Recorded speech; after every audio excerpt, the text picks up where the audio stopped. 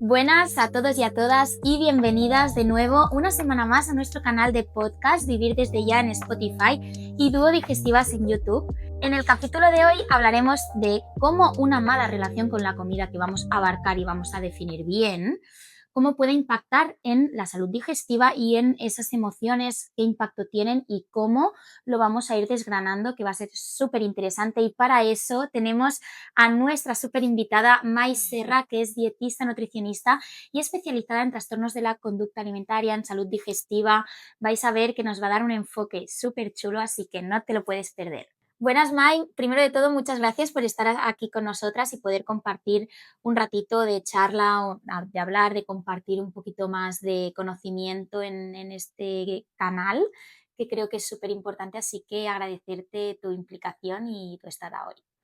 Gracias chicas. Primero, buenos días y gracias por la invitación a hablar un poquito. Me parece súper interesante darle el enfoque a la salud digestiva, que es lo que hacen ustedes desde el área de las emociones, desde la alimentación y desde la relación con la comida, que la verdad que es tan importante, así que muy emocionada de estar aquí. Qué guay. Pues bueno, sin más dilación, Marina, si te parece, vamos a iniciar un poquito con el capítulo que hemos preparado. Así que vamos un poquito a lo esencial. ¿Cómo definirías en un primer momento esa conexión que puede haber entre esa relación que podemos tener con la comida, la salud digestiva, estas emociones, para que un poco la gente pueda entender hasta qué punto es tan importante esta relación? Hay algo que conocemos como eje intestino-cerebro, que al final es la conexión que existe entre el sistema nervioso entérico, que son estas neuronas o células que viven en el intestino, en todo el tracto gastrointestinal, pero mayormente en el intestino, y el sistema nervioso central, ¿sí? Al final acá hay una estrecha conexión que está afectado a través de, o sea, que evidentemente pueden parecer que son dos entes separados, pero realmente están interconectados por conexiones neuronales, neurotransmisores, hormonas, por el sistema nervioso vago, que es el encargado de la digestión. Entonces, lo que pasa en uno, en realidad la relación es bidireccional, ¿no? Estas emociones afectan las digestiones y por el otro lado, estas digestiones al final, si sucede algo, puede pasar que afecte también el estado de Claro. ánimo de la persona. Claro, que una puede impactar en la otra o a la inversa, ¿no? De decir: "Ostras, me encuentro muy mal", y al final también nos afecta a nivel anímico, eso es súper importante. Sí, al final podemos ver muchas personas en consulta que no tienen una buena relación con la comida y que tampoco tienen buenas digestiones. Y esto no es una Es mera muy casualidad, comúnmente. es muy común. Porque para poner, que yo lo veo en consulta y tú seguro que también, si una persona está como demasiado preocupada, la emoción diríamos preocupación, ¿no? Por comer o no comer según qué alimentos, ¿cómo puede influir, por ejemplo, a nivel específico, a nivel de hinchazón o motilidad intestinal? O al final las emociones terminan afectando el funcionamiento del tracto gastrointestinal, es decir, si yo tengo miedo, ansiedad, no sé, enojo, ira, puede derivar esas emociones derivan en que el sistema digestivo igual afecta la motilidad intestinal, afecta el pH del estómago, entonces eso termina impactando en la digestión y teniendo un impacto aún más negativo en la microbiota con lo que eso representa. Claro. O sea, que puede ser que una persona que está muy angustiada y focalizada en qué comer tenga peores digestiones o vaya más estreñida. Claro, Claro, es que al final es súper importante el entender el contexto y claro. por lo que puede estar pasando esa persona, que a veces cuando tú vas a la nutricionista o al nutricionista se quedan como de, ostras, ¿y por qué me pregunta tantas cosas? O porque es importante entender el contexto, porque tú puedes ver desde una manera mucho más de dentro, no tan superficial, por lo que puede estar pasando esa persona y entender fisiológicamente lo que puede haber, ¿no? O las sensaciones, como decías, de esta sensación de enojo, de miedo, de ira, ¿no? Que esto afecta mucho a nivel neuronal. Claro, al final cuando nosotros tenemos mala relación con la comida o tenemos un entorno de estrés en nuestro día a día, que esto nos pasa a muchas personas, el miedo, la culpa, el estrés, las emociones negativas terminan activando el sistema nervioso simpático, que al final inhibe la digestión y la Claro, dificulta mucho más. claro, y al final entiendo que es como el pez que se muerde la cola, como realmente es algo fisiológico que inhibe la digestión, me sacio mucho antes, la mala digestión me produce esta distensión, esta Ujú. hinchazón, más sintomatología digestiva, agrava la dificultad por comer, entonces reafirma, ¿no?, esta situación de no como. No como. Por lo que cuando hay una mala O el relación con estado la emocional. comida, Claro. al final va dando un poquito este círculo. Esto termina generando cambios en la pauta alimentaria, porque si yo de hecho escojo un alimento y ese alimento me sienta mal, entonces lo restrinjo y esto termina produciendo una alteración en la microbiota por privación de ciertos alimentos y esto al final, este cambio que se produce en la microbiota termina afectando, por ejemplo, la Claro, secreción de neurotransmisores tan importantes como la serotonina, el GABA, claro. y eso termina afectando aún más el estado de ánimo, así que es como un bucle negativo. Claro. Yo algo que también veo a nivel en esta situación es que en los pacientes, claro, comen y se reafirma y se recalca y se potencia mucho más la sensación de malestar. Por lo tanto, ellos lo negativizan como una sensación de miedo, de no quiero comer, aparte de todo lo que puede haber en cuanto a la mala relación con la comida. Pero es que estás favoreciendo esta vía. ¿Por qué? Porque no como y me encuentro mejor. Por lo tanto, creo que ahí, en cuanto al papel que puede tener un nutricionista, es fundamental para adaptar esas situaciones a que se vaya poco a poco reafirmando esta sensación y potenciando la sensación de el comer, ¿no?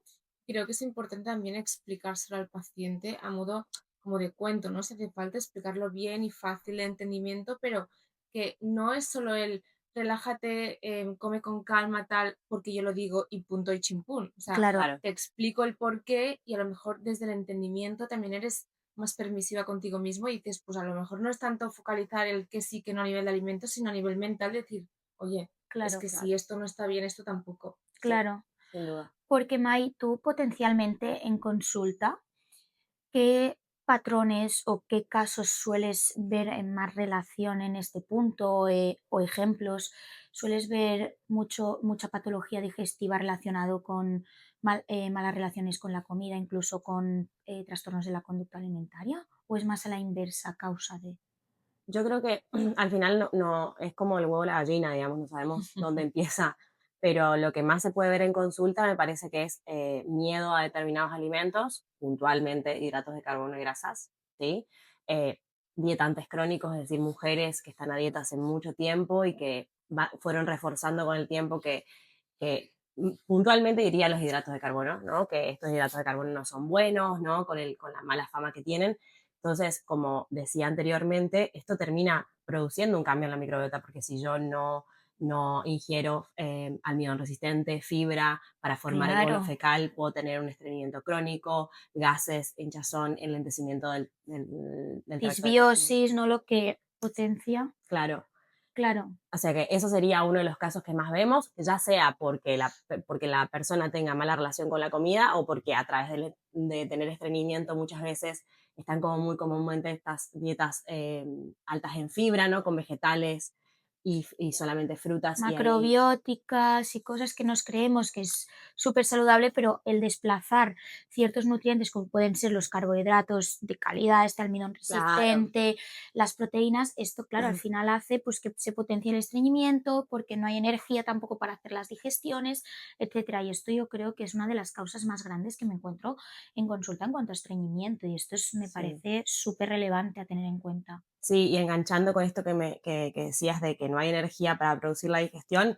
ya luego podemos ver en trastornos de la conducta aún más profundos, que son restrictivos, por ejemplo, una anorexia o una anorexia nerviosa, en donde, claro, el cuerpo se pone en modo ahorro y la digestión, por muy importante que fuera, deja, o sea, deja de suceder, porque, claro, tengo que priorizar mis signos vitales, tengo que priorizar estar con vida. Entonces, igual en trastornos muy restrictivos, lo que suele suceder es que esas Claro, digestiones se realmente paran, se paran. claro. Y es difícil para ti identificar si esa persona ha adquirido miedos de introducir alimentos porque realmente se encuentra fatal versus empieza a nivel emocional, entonces restrinjo. ¿Es difícil para ti diferenciar estas situaciones?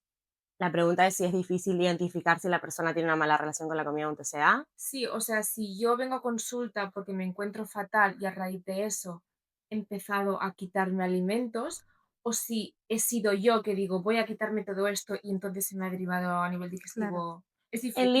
líneas generales siempre empieza con un miedo a, o sea, al final tenemos que pensar que los trastornos de la conducta alimentaria son trastornos funcionales, es decir, pero abajo de ellos, es como la punta del iceberg, pero abajo de ellos hay una situación que trae la persona de miedo, de soledad, de ansiedad, de sensación de, no sé, de un montón de cosas. Entonces, esas cosas diría que fácilmente se pueden ver en la consulta, que terminan derivando, ¿no? Luego en un trastorno digestivo, pero que se puede ver que la persona tiene un miedo subyacente a subir de peso, a cambiar, Claro. eso se deja ver.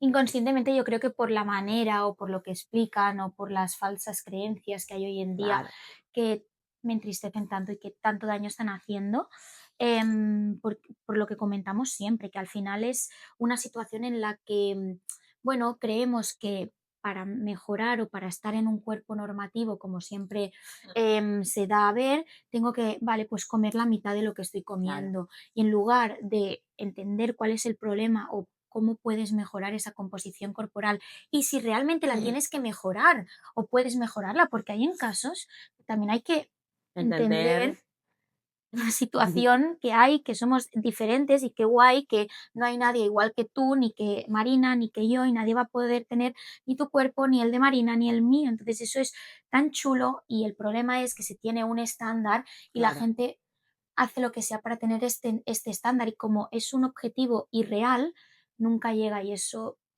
deriva a desplazar alimentos que son tan importantes. Y ahora, claro, mm, en tu consulta, ¿cómo les haces creer a los y las pacientes? No es que tienes que poner carbohidratos, porque es que si no, una persona que lleva 20 años sin comer y carbohidratos, ¿cómo le haces entender que hay casos que igual no, pero la mayoría de casos necesitan poco a poco ir incorporando? ¿Cómo tú le haces entender a una persona que los necesita para vivir?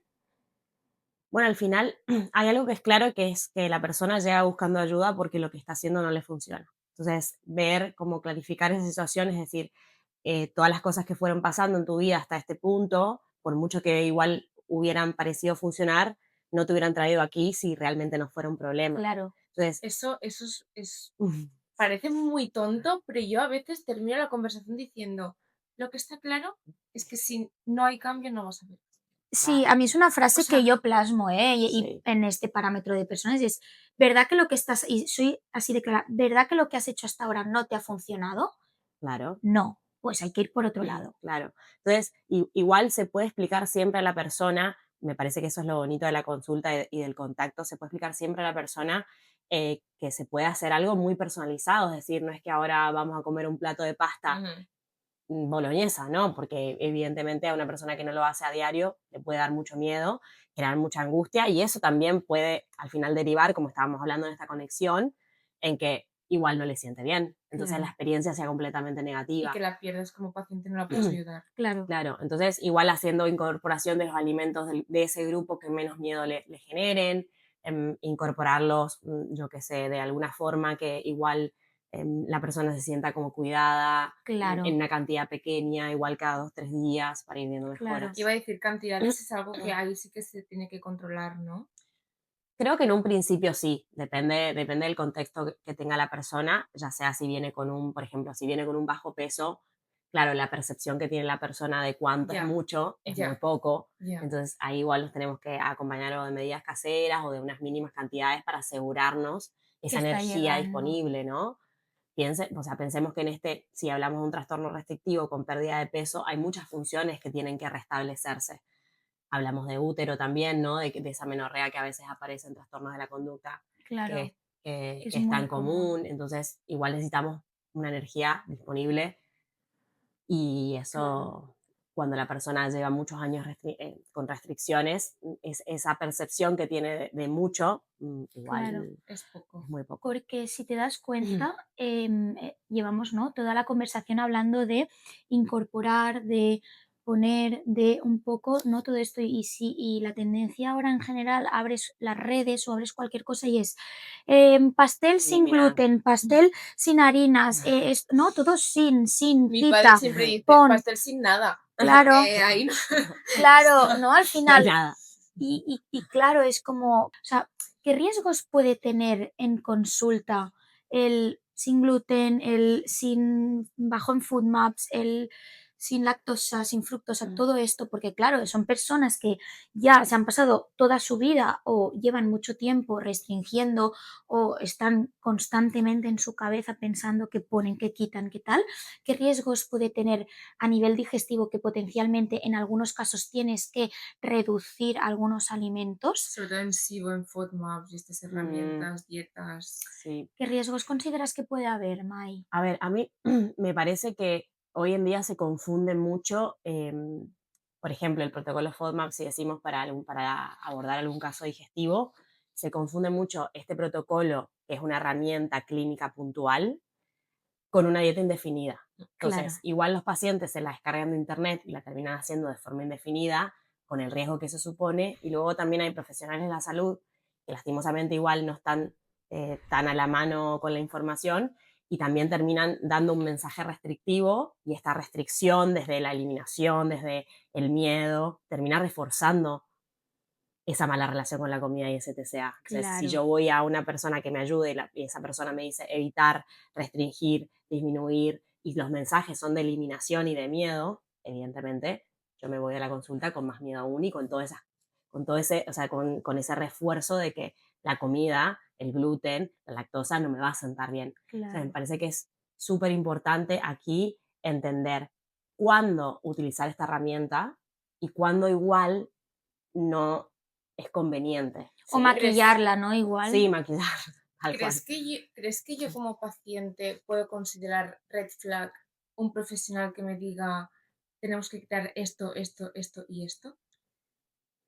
Depende, o sea, pasa que depende del paciente y depende, es una pregunta bastante abierta, Depende. pero sí, nosotras en consulta creo que igual todas tratamos de dar este mensaje de reducir cantidad, combinarla de esta forma, intentar evitar, bueno, evidentemente si tenemos un paciente celíaco, hay que Sí, decirle no, que no. evite el gluten, entonces, por eso digo que lejos de criticar, lo que entiendo es que el mensaje tiene que venir suavizado y sobre todo esa explicación al paciente de que igual lo vamos a retirar porque en este momento puntual es posible que no te siente bien. Claro. Pero eso no quiere decir que de aquí a un mes y medio, si hacemos una introducción, no puedas tolerar lactosa, no puedas tolerar, no sé. Que al final es temporal y que hay que ayudar a entender el punto en el que se encuentra y que lo Que que vamos a entiendan hacer y que clave. vamos a avanzar, porque si no al final nos quedamos en el, vale, pues solo puedo comer esto y ahora, por ejemplo, que tenemos más tendencia a, pues ahora, ahora que hace mejor tiempo y demás, pues salgo a tomar algo, a cenar y tal, pues este tipo de personas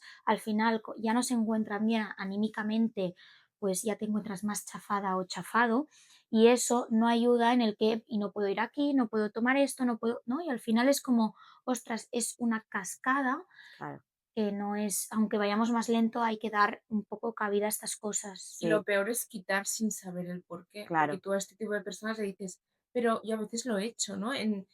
Vale, pues ¿en qué nutricionistas has ido? ¿Qué dietas has hecho? ¿Qué tal? ¿No? Para saber un poco el background, pues me quitaron todo esto. Y yo le pregunto, ¿y sabes por qué? No.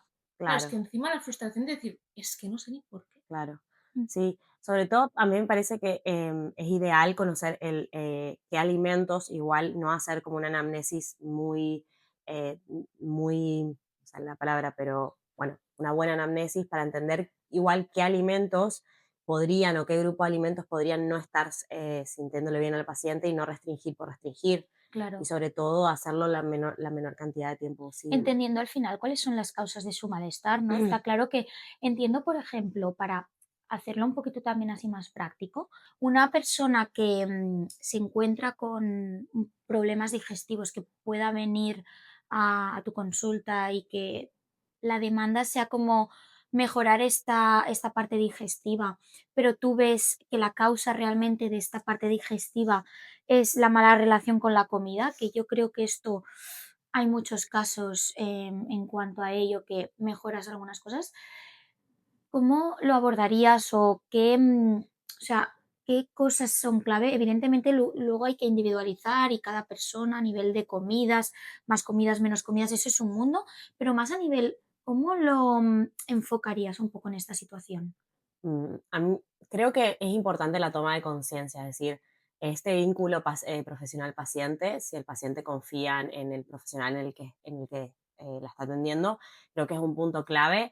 Y luego esta toma de conciencia, ¿no? De hace cuántos años estamos teniendo este vínculo con la comida de esta forma, o sobre todo con el cuerpo, ¿no? Porque también vienen muchas, me voy como al grupo mujeres porque es lo más común, ¿no? Mujeres que odian su cuerpo, que tienen mensajes súper negativos cuando se miran al espejo, que igual no se ponen una falda porque, entonces claro, todo Claro, esto termina teniendo un impacto súper negativo en su salud digestiva, ¿no? Entonces, hacer consciente al paciente de esta situación que tan normalizada está, porque si es algo que, o sea, viene de una línea familiar, evidentemente, es algo que está muy normalizado, pero poderle explicar a la persona que esta relación tan negativa con su cuerpo no es común y que se puede solucionar, me parece que es el punto de inicio de abrir la puerta a trabajar desde otro lado, no solamente desde el lado de la digestión, claro, Nosotras, porque se queda corto. nosotras siempre lo decimos, en todos los casos diría que no porque sea lo común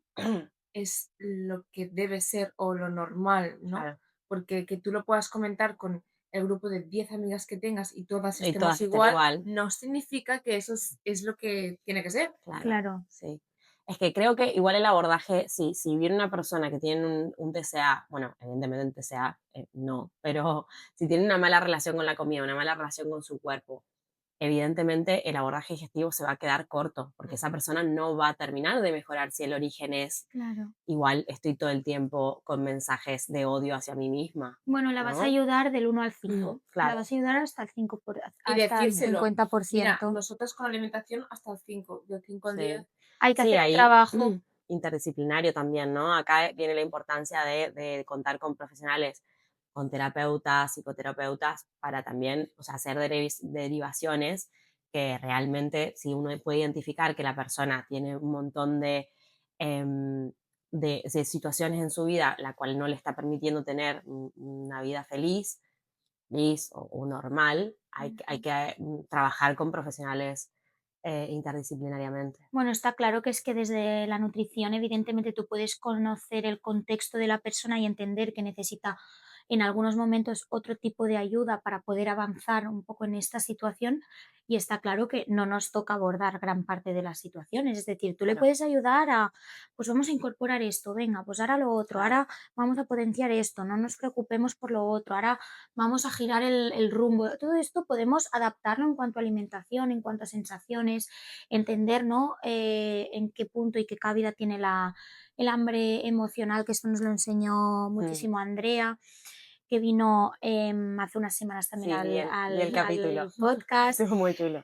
Y, pero está claro que al final te tienes que apoyar de, como tú dices, de una persona, un psicólogo, una psicóloga que pueda ir más a fondo y que pueda trabajar aquello que está hiriendo tanto y que está potenciando todo este canal de inflamaciones y de Claro. problemas, ¿no? Claro, porque al final hay puntos donde no tenemos las herramientas para llegar, ¿no? O sea, hay traumas que son, o sea, realmente muchas veces estas situaciones nacen de traumas muy profundos, donde nosotras como nutricionistas no tenemos las herramientas para llegar, ¿no? Entonces, igual podemos identificar, me parece que el punto clave como profesional es realizar una derivación y también desde ese lado como poner límites sanos al paciente, desde nosotros no podemos continuar desde aquí si igual esto no se aborda, ¿no? Claro, Me voy puntualmente a TCA, yo muchas veces con las chicas que estoy tratando digo, no puedo pasar este límite, no puedo. Entonces, esos límites sanos a veces también ayudan al paciente a tomar conciencia del problema tan claro, normalizado. Mm. claro. ¿Y crees que estas personas que están tan metidas, bueno, con el foco puesto en la comida, también tienen como más sensibilidad a nivel digestivo? Es decir, em, ellos vienen a consulta porque se le hincha la barriga y les duele, Ujú. ¿vale? ¿Crees que en el punto en el que puede estar alguien a nivel emocional puede sentir más ese dolor o ese hinchazón que lo que realmente es? Claro, porque tenemos que pensar que una persona que tiene una mala relación con su cuerpo, por ejemplo, también tiene hipervigilancia de síntomas, Eso. ¿no? O sea, una persona que se esté mirando, chequeando constantemente al espejo, que se esté comprobando, que se esté chequeando, evidentemente es una persona que va a estar mucho más atenta a síntomas que igual bueno, no, ni siquiera síntomas, a cuestiones que igual son normales. A veces a mí las chicas me dicen como, bueno, Mai, me levanto con la barriga y me voy a acostar con la barriga un poquito más hinchada. Pues hombre, claro, o sea, Normal. fuimos Hemos comiendo durante el comido. día, tenemos órganos dentro, no somos ¿no? un boli etéreo al mundo. Entonces, claro, esto muchas veces hay que explicar que sería normal, ¿no? Bueno, no es normal irte a dormir con un barrigón, inflamada, con Claro. dolor, molestia, que no te prenda el pantalón. Bueno, eso no es normal, pero sí, igual te vas a la cama un poquito más hinchada. Al final tenemos que entender que somos un cuerpo viviente y que Y que vamos comiendo. en cierta manera esta hipervigilancia también está muy relacionada, yo creo, como más a hipersensibilidad en este sentido, ¿no? A nivel visceral, yo creo que estas pacientes, estas o estos, Claro, al final también está este punto en el que constantemente ya se somatizan. Hay esta claro. somatización en cuanto a estoy pendiente de cuándo como, qué como, exactamente la cantidad, todo y esto al final para ellas creo que debe ser Es un otra vez el mundo. bucle. Claro. Y al final esta expectativa negativa ya, o sea, me viene pasando, me va a pasar, ¿no? Es como predictivo también a Claro. veces.